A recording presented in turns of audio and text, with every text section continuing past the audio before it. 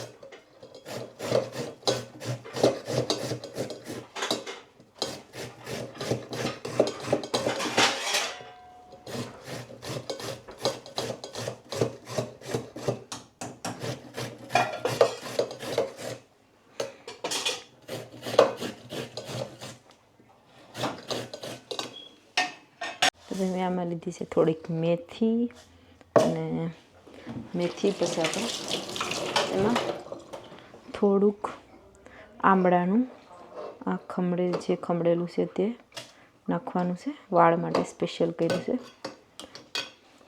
હવે એમાં પાણી નાખવાનું છે। તો અહીંયા મેં એકદમ ઠંડુ પાણી નાખી દઈએ।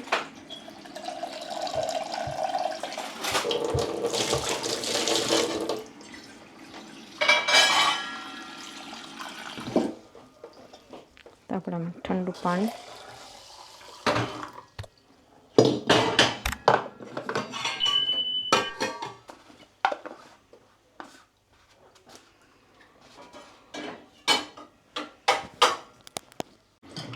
આપણે લીધું છે પાણી,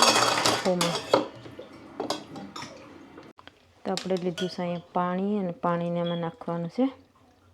હવે પછી આમળાને આમાં નાખીએ અને આનું જ્યુસ, આવી રીતે જ્યુસ મિક્સરમાં પીસે તોય થઈ જાય છે અને આવી રીતે પણ થઈ જાય। બાકીનું થોડુંક પાણી અને આટલું પાણી આપણે નખાઈ ગયું।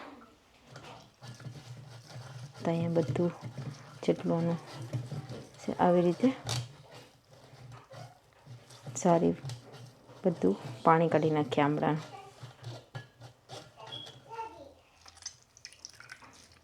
એકદમ ખમણેલું રૂઝ એવું થઈ ગયું છે એટલે એમાંથી બધું જ્યુસ લીસવાઈ જશે। ચાલો આપણે એને બીનમાં નાખીએ અને જે આપણું આમળાનું પાણી છે તેને આપણે જોબ પર પીવા માટે લઈ જાઓ। તો અહીં મસ્ત એક બોટલ ભરાય તેટલું જ છે અને આટલું જ બેસ્યું છે, તો એમાં હમણાં જ પીવાઈ જાય। પ્રોપર આપણે એક બોટલ ભરાઈ ગઈ છે જોબ પર લઈ જવા માટે।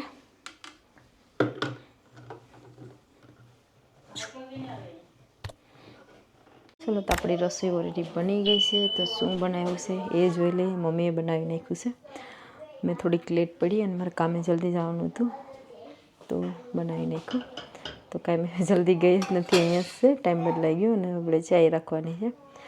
તો મમ્મીએ સરસ મજાની દાળ બનાવી નાખી છે। દાળ હંમેશા જોઈએ, રોજની બનાવે તો બી મસ્ત લાગે। દાળ ભાત હોવા જ જોઈએ થોડું ઘણું, તો આપણે નાના મિની કુકરમાં દાળ બનાવી છે, એટલે થોડીક. અને બીજું રાઈસ બાફા છે દાળ સાથે. રાઈસ તો હોય જ છે, બધાને ખબર જ કેવું પડે ને. અને મસ્ત મજાના સાસ્થીના અને પ્રફુલ્લના ફેવરેટ ચણા તો મમ્મીએ બાફી અને મસાલામાં. અને સાસ્થી અને પ્રફુલ્લને એટલા ફેવરેટ ચણા છે કે એ લોકો રોજ પણ આપે તો પણ ખાઈ લે. ખબર નહીં, એ લોકો કહેતા હોય કે વીકમાં 1 થી 2 વાર ચણા બનાવવાના. તો સ્પેશિયલ એના માટે મમ્મીએ લાવી, પલાળી અને ચણાનું શાક બનાવ્યું છે સાસ્થી માટે. અને સાસ્તીના ફેવરેટ, એના પપ્પાના ફેવરેટ ટમેટાની ગ્રેવીવાળા. તો ચાલો મેં પણ હવે જમવા બેઠું. અને બનાવવાનું તો કંઈ વિચાર નથી કે કંઈ મીઠી વસ્તુ બનાવું કે શું બનાવું. વિચાર કર્યો તો પણ હવે એટલું લાગતું નથી કે શું બનાવું. બધું ચેકિંગ કરી લીધું મારા સ્ટોરમાં કે હું મીઠી વસ્તુ બનાવવા માટે. તો આપણું સ્ટોર પણ અહીંયા મારું બહુ મેસ થઈ ગયું છે. મેસ એટલે બધું ઇન્ડિયા ગઈ હતી તો સાસ્થી ધ્યાન છે કંઈ બી ખાવા માટે. આપણા સ્ટોરના ડબ્બા બધું ભરેલા છે. બધી વસ્તુ જે સ્ટોરમાં એક્સ્ટ્રા વસ્તુ હોય તે આવી રીતે બધી રાખી મૂકી છે. બદામ ને કઠોળ ને બધું આવી રીતે રાખી રાખ્યું છે. એટલે હું જરૂર પડે એટલે આપણે સીધું અહીંથી લઈને બધું કાજુ બદામ પિસ્તા ને બધું જ રાખી મૂક્યું છે. એટલે મેં અહીંયા અંદર બરણી મૂકી, કેમ કે લોકો બધા કિસમિસ ને બધું જ અડધી બરણી ખાયેલી છે. તો મેં ભરી દેવા, કેમ કે એક્સ્ટ્રા અહીંયા બદામ પડી જ છે ભરવાની.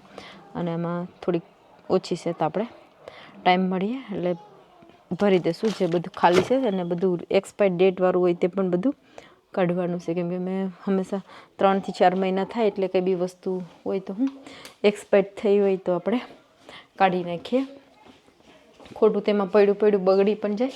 હમણાં ઇન્ડિયન માંડવી હતી તો 9 મહિના થઈ ગયા, એટલે માંડવીમાં જંતુ પડી ગયા હતા. તો પછી બીનમાં નાખી અને ચાલો હવે ચાય રાખી દઉં, કેમ કે ચાય તો પીવી પડીએ.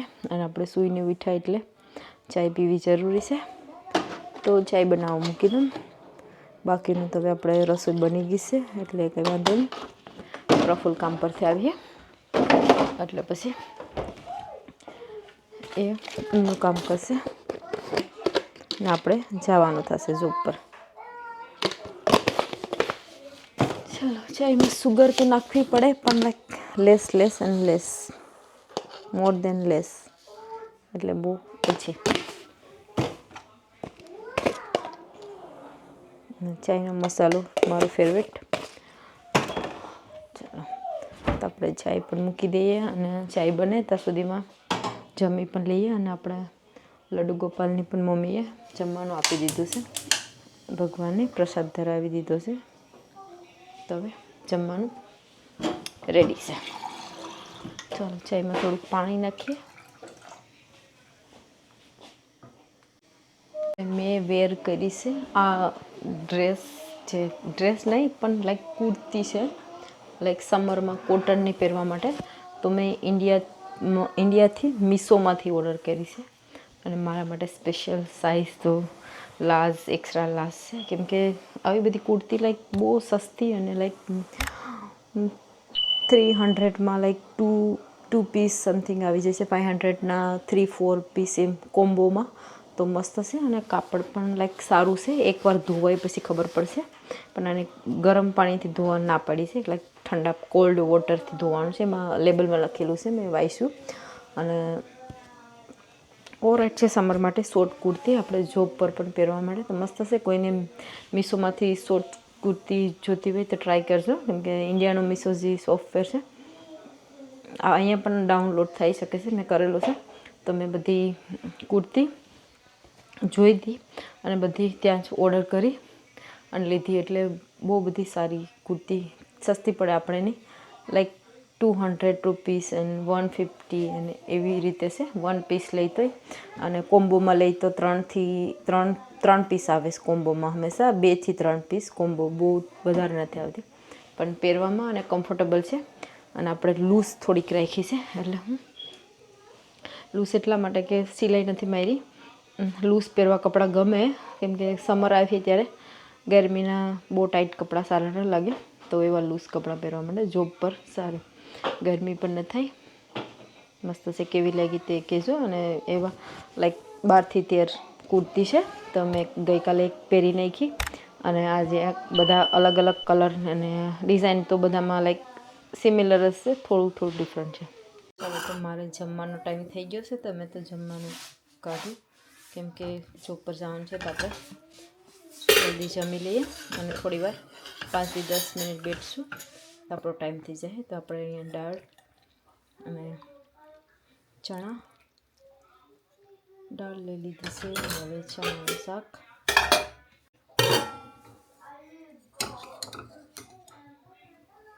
આપણે અહીંયા ચણા પણ લઈ લીધા છે.